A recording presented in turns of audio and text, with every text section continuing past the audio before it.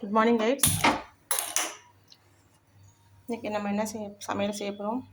முட்டைகோஸ் பொரியல், குருமா குழம்பு,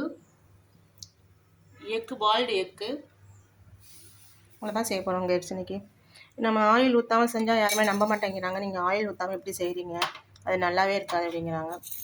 அதனால் சும்மா ஒரு ஸ்பூன் விட்டு ஆயில் ஊற்றிக்கிறேங்க.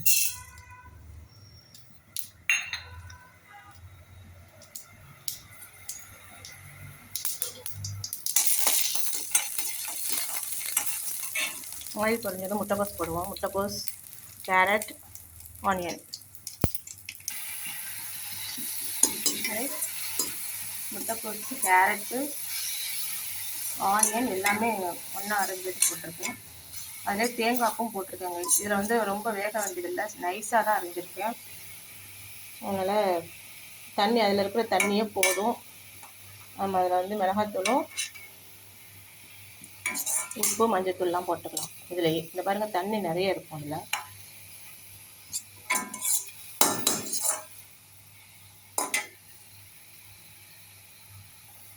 கொஞ்சோண்டு சில்லி பவுடர் போட்டிருக்கேன், சோம்புத்தூள் கொஞ்சம் போட்டிருக்கேன், மஞ்சப்பொடி கொஞ்சம் போட்டிருக்கேன். அவ்வளோதான்.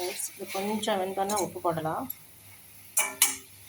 ஒரு மாதிரி தண்ணியாக இருக்குது பாருங்க, இதிலே வெந்துடும்.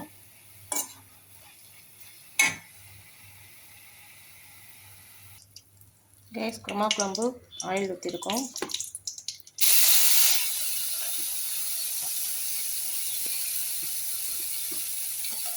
காலி வெங்காயம் வச்சுருக்கோம்.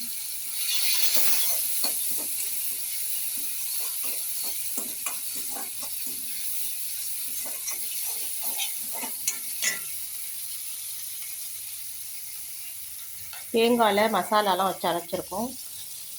சோம்பு, சீரகம், மிளகு, பூண்டு, இஞ்சி இதெல்லாம் தேங்காயிலே வச்சு அரைச்சிருக்கோம். இப்போ காய்கறியை போட்டு வெந்தோடனே அதை ஊற்ற போகிறோம். காய்கறி போட்டு கொரியண்டர் பவுடர் போடுறோம். இதெல்லாம் சிறு மல்லிங்க, 2 கிலோ காய வச்சு அரைச்சி வச்சுருக்கேன் வீட்டிலையே. அதே மாதிரி காஷ்மீர் மிளகாவும் வீட்டிலே காய வச்சு அரைச்சது தான். மிளகாய்த்தூள் கொஞ்சமாக போடுவோம்.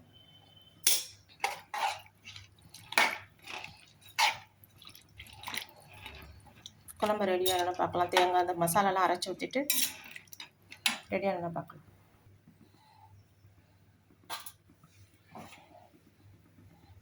தேங்காய் மசாலா இதெல்லாம் அரைச்சி ஊற்றி வச்சு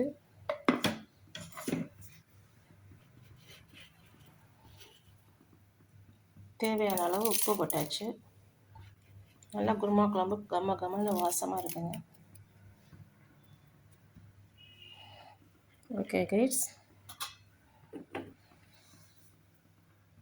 குருமா குழம்பு ரெடியானது பார்க்கலாம்.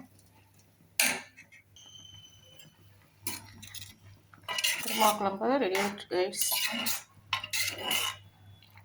எல்லா காயுமே போட்டிருக்கோம். முருங்கைக்காய், கத்திரிக்காய், தக்காளி, வெங்காயம். ஓகே கைஸ், பாய்.